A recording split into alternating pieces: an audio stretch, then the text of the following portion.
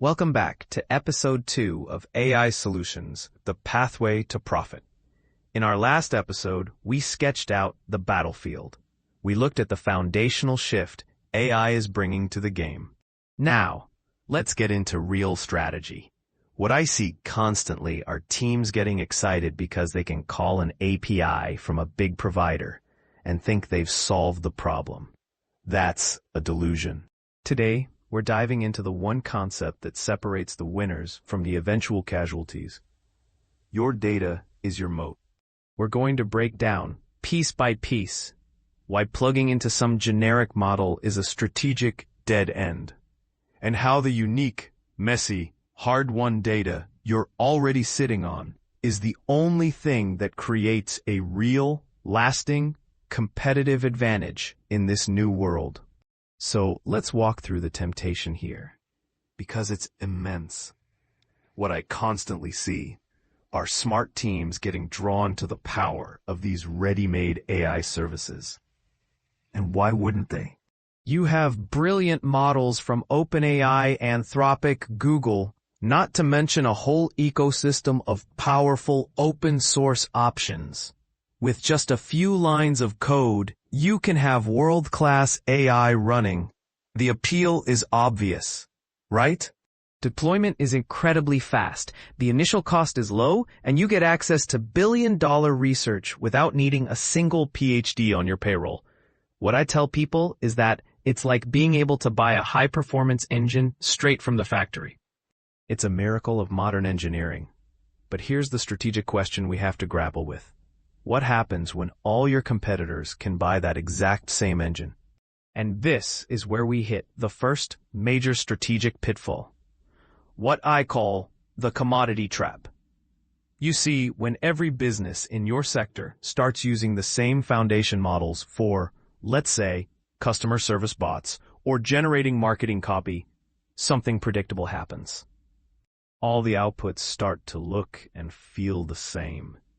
The AI itself becomes a utility, just like electricity. You might find it's helpful to think of it this way. Having electricity doesn't make your business special. Every one of your competitors has it.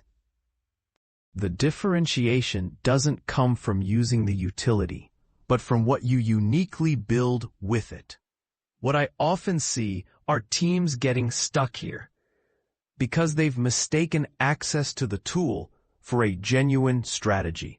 It's a strategic dead end, and it's where true innovation goes to die. So, how do we escape that commodity trap? This brings us to the core concept, and what I believe is the most important strategic idea in this new era: building your data moat. You've probably heard Warren Buffett talk about an economic moat protecting a castle from invaders. What I advise clients is to think of their data in precisely the same way. A data moat is that defensible competitive advantage built from your company's unique, proprietary, and hard-to-replicate data.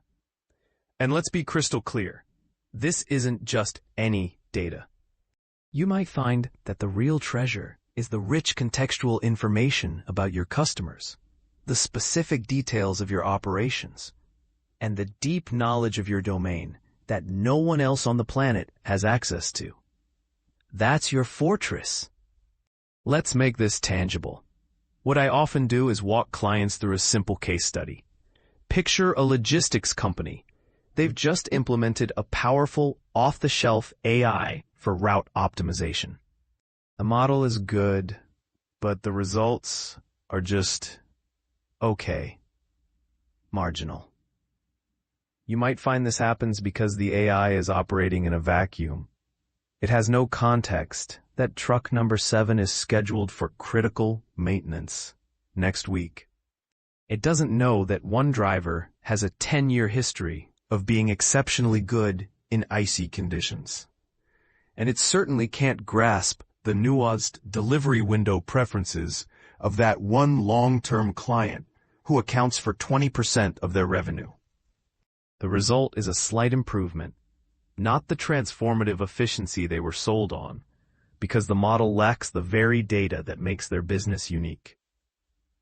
So this is the point where people often ask, okay, so what kind of data actually builds this moat? What I tell them is to start by looking for the information that is uniquely yours, the stuff that reflects your company's DNA.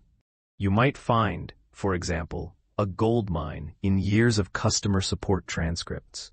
Think about all the specific jargon, the unique phrasing your customers use. That's pure gold. What I also see creating immense value is sensor data from a proprietary manufacturing process, data no competitor can ever replicate. Or consider the user interaction logs from your own software. Every click, every search query tells a story. And don't overlook your internal knowledge base, all those wikis and documents that codify your best practices. What you have here isn't just data. It's a treasure trove, a complete curriculum waiting to educate a general AI into a world-class specialist that works only for you. Okay, so now you have this treasure trove of unique data. The critical question is, how do you actually put it to work? This is where a key technique comes into play, something called fine-tuning. Now, a lot of people hear this and think it means building a massive AI model from the ground up, which is hugely expensive. What I do is reframe it. Think of it like this. You're not creating a brain from scratch. Instead, you're taking a brilliant, pre-trained generalist model. That's your off-the-shelf AI. And you're giving it a very specialized, private education using your own proprietary data. You might find that this process transforms that generalist into a world-class expert that speaks your company's language and thinks in your context exclusively for you. It's the single most effective way I've seen to get that bespoke expert capability, but at a tiny fraction of the cost of starting from zero. So let's see this fine-tuning concept in the wild. What I often point to as a brilliant success story is a wealth management firm. They took a powerful language model and essentially gave it a PhD in their specific investment philosophy. Their training data was that deep, proprietary treasure trove, decades of anonymized client portfolio data, all their internal market analysis reports, and even the complex compliance documents. What they created was an AI assistant that provides hyper-personalized investment advice because it genuinely understands the firm's unique DNA and risk tolerance. You might find that this is the real endgame. It wasn't just a slightly better tool. It was a completely new capability. A service their competitors using generic tools could not even dream of replicating. That's a real, defensible moat. And this is where something truly powerful begins to happen. A virtuous cycle that what I like to call the data flywheel effect. It's how you build unstoppable momentum. What I do is walk clients through this simple sequence. You use your unique data to build a superior, custom AI product. Because it's better, it attracts more users. Now those users, simply by using your product, generate more of that unique, proprietary data. You might find that this new data is the perfect fuel to feed back into your model, making the product even smarter and more effective. This, of course, attracts even more users, and the flywheel spins faster and faster, widening your moat with every rotation. This isn't theoretical. We see it in the real world with giants like Netflix or Amazon. Every show you watch or product you buy is data that refines their recommendation engines, creating a stickier experience that competitors just can't match. Okay, so this all sounds powerful in theory, but where do you actually start building? Let's get practical. What I do on day one with any team is get them to conduct a comprehensive data audit. It's about taking a clear-eyed look at the assets you already own. You might find it helps to walk through a simple checklist of questions. First, what unique data streams are we generating every single day? Think beyond the obvious databases. Next, where does our most valuable, hard-won business knowledge actually reside? Is it in support tickets, in old project documents, then what I see as a crucial next step is asking, is this data structured and accessible, or is it a complete mess? And finally, how can we start capturing what I call the data exhaust? All that valuable information from daily operations that's currently just vanishing into thin air. This is the foundational work. It's drawing the map of your kingdom before you build the moat. Now, it would be irresponsible of me to suggest this is all smooth sailing.